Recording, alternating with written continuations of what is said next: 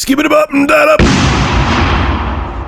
This is a video that I should have made like 5 years ago. It may very well be the most epic and strange and creepy thing that's ever happened to me, and why I totally forgot about it until I was driving to Best Buy like 3 days ago and said, that would make a great topic for a video. Why I haven't thought about it since 2007 is beyond me. But you guys wanted to hear about it. I got well over 500 retweets on Twitter.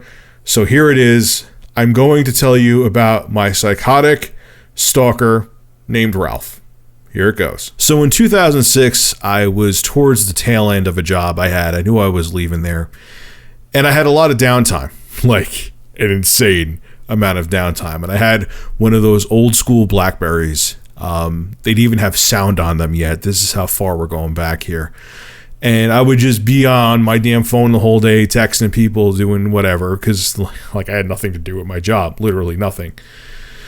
And all of a sudden I started getting these private phone calls. Now, I pick up private phone calls because, there's numbers with friends and family that their numbers are just private.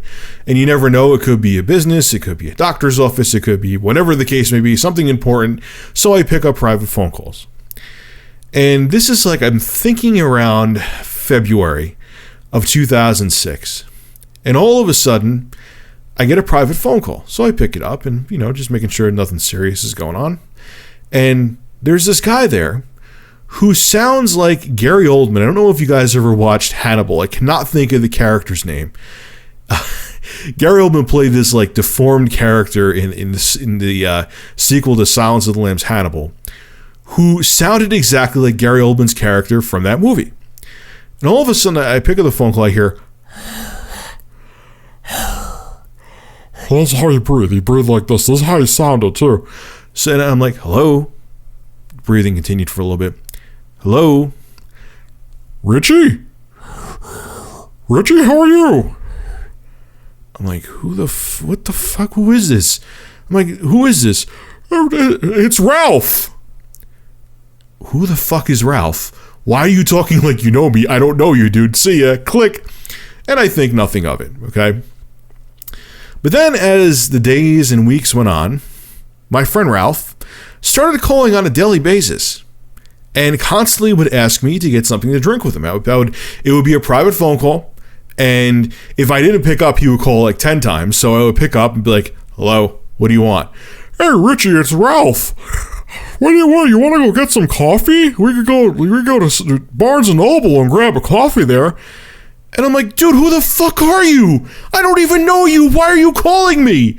And every time I'd be like, "No, I don't want to get coffee with you." He'd be like, "All right, fine, Richie. I'll just give you a call in like an hour when you calm down."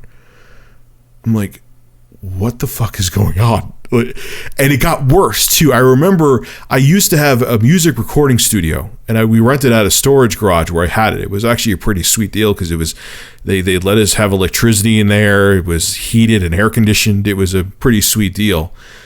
And if he would always call from a private number, I knew nothing about. I never met this guy before in my life. Still don't know what he looks like to this day. I've never seen his face. He would always call from a private number. All I knew his name was Ralph at the time. Okay, I'll tell you why I say it. I'll tell you at the time later.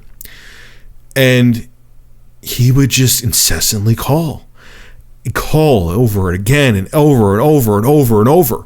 And we were in my storage garage we're working on music, and he must have. I'm like, fuck this. I'm not picking this fucking freak up. I know he'll call no matter what, but eventually he'll give up. He must have called my fucking phone about 15 times, and I'm sitting there trying to work on something, and I lost my shit, okay?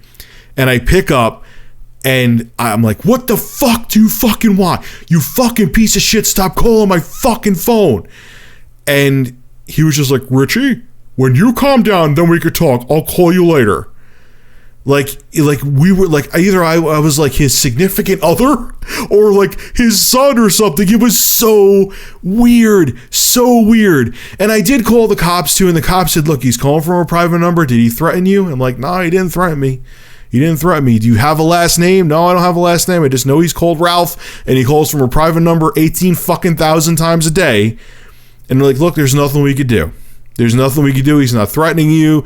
We don't have any information on him. If we knew a last name and an address or something, we could go talk to him and tell him to chill out. But you don't have any of that, and you're not in imminent danger. So you just got to deal with it. They didn't say that part, but they basically were saying, tough shit, you got to deal with it.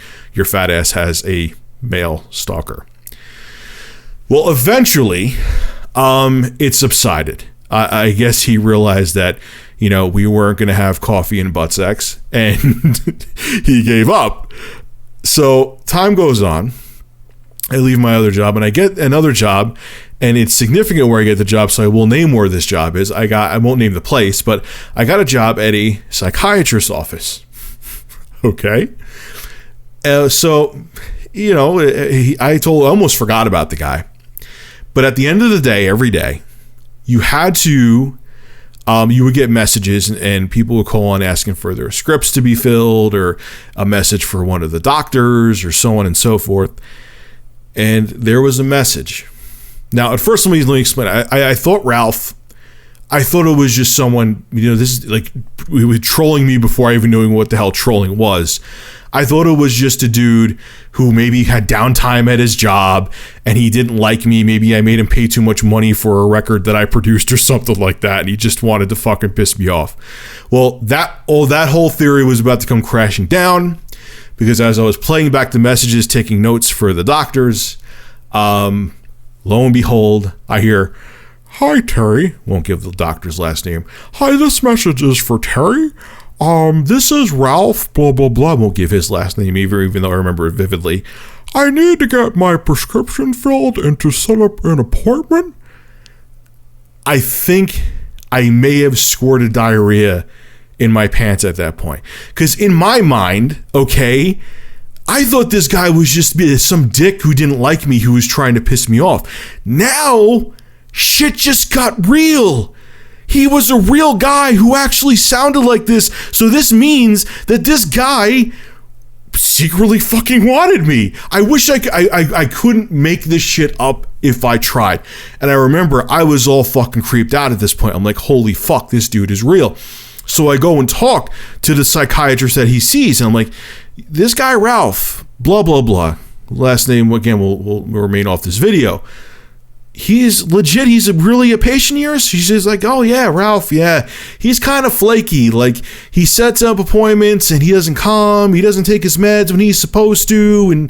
But no, that's Ralph." And I asked, it's like, is that his real voice though? He kind of sounds like this, like real off and weird. And she's like, "Yeah, he's an interesting guy, that Ralph. That Ralph's an interesting guy." And I'm like, holy fuck. This dude is fucking real. But it doesn't end there, though. It gets more colorful at this point. So, like I said, that was just a message, okay?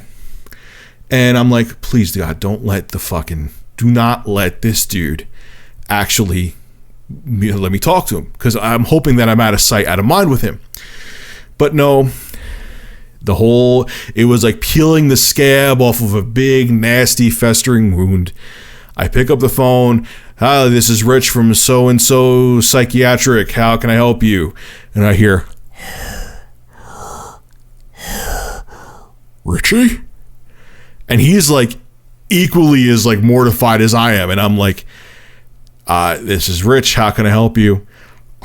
And he like didn't know what to do. He's like, I need to set up an appointment with Terry." And I'm like, "All right, when would you like it?" Blah, blah. So I write it down. And I knew right then and there that I was fucked. And lo and behold, he started calling my phone again like shit didn't stop. I'm talking like 10 times a day. Every day, he would constantly call me, and, "Rich, do you want to hang out?" "No." "Rich, do you want to hang out?" "No." "Rich, do you want to get coffee?" "Fuck no." If I didn't pick up, he would call 20 times as opposed to 10 times. "Dude, I don't want to get fucking coffee with you. I've never even seen you before. I don't know what you look like. Please fuck off." Now, the reason why I didn't instantly do something to him, in terms of the fact that now that I have information, because I know he's a patient at this place I'm working at, is doctor-patient confidentiality. So, again, he's not physically threatening me. There's nothing I can do. So I have to fucking deal with this fucking freak. Okay. So there's one time I'm driving home from work. Okay. And I didn't eat all damn day. Yes, even fat guys once in a while don't eat. And I was starving. So I stopped somewhere to get something to eat. Okay. Now, again, I get a phone call. Guess who it's from? It's from Ralph. And I've had it up the guy's been calling me incessantly, and I'm in the place. He's like, hey, Richie, what are you doing? I'm like, I don't know, Ralph, what the fuck should I be doing?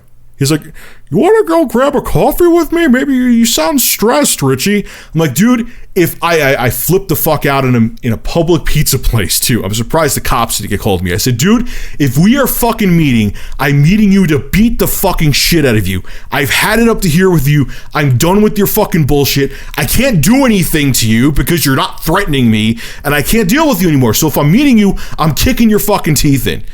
I probably shouldn't have done that. But I was so frustrated. This guy would not leave me alone. And you know what his reaction was? You know what, Richie, you need to speak to me nicer. I'll call you back in an hour. I was like, Ralph, I don't know you. I'm not gay. And even if I was gay, you're the weirdest, creepiest guy on the planet. So even if I was a diehard man fan who had dicks for life tattooed on my chest, you are the last cock I would ever want because you're creepy. And it just kept going. And it kept going. And it got not worse. I would say it stayed at like the same level. And finally at the psychiatrist's office, because I got a better gig, I put my 2 weeks in. Okay. And he kept calling. And I remember there was one time I picked up because, again, like I said, he would call a billion times if I didn't. And I was like, Ralph, what do I need to do to let you know I have zero interest in fucking meeting you? What do I need to do? And he said to me, Richie, we need to get together sometime. This is gonna happen. And I was like, you know what? Fuck doctor-patient confidentiality. I can't take this anymore. I'm going to lose my mind. This guy is relentless. He's not stopping. He knows where I work. And honestly, I'm creeped out. If he's this persistent, okay, and he knows where I work, what else is he capable of? All right, am I going to get shot one day coming out of my fucking job?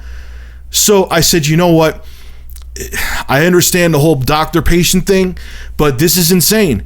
So I got his name, I got his phone number, I got his address, I explained the whole situation, where I worked and everything to the cop. The cop's like, look, we got his stuff, we'll go talk to him. And finally it fucking ended. From what I heard, Ralph was a married man, who, when the cop went to talk to him, I guess his wife was there, and he had to explain the situation to his wife, and that didn't go over well. And once his wife found out that he wanted to put his junk on my head, I don't know what the fuck he wanted to do. I guess he had the hots for me. I don't know who this guy is. Once that whole shit hit the fan, when his wife found out, and never a phone call ever again. Other rumor that I heard about this too is that there was someone who didn't like me, who knew that this guy Ralph was a freak, and he gave this guy Ralph my information and said, oh yeah, Rich would totally love to hang out with you. He's looking for company. And because this other guy didn't like me. But if you're ever wondering, it's so funny because a lot of people ask me, because, you know, when you're on YouTube, it's not just me. Anyone on YouTube, I don't care if you have 1,000 subs or 10 million subs, you have to deal with fucking crazy ass people. And there people always say to me, Rich, how the fuck do you do it? I was like, I've been dealing with this shit before I even knew what the fuck YouTube was. I didn't even really start using YouTube till 2007. So I've been dealing with wackos and trolling since before I ever knew what the word trolling was. So let's all salute Ralph and hope that Ralph never, ever, ever finds me again. This is Rich of ReviewTechUSA signing out. Have a good one.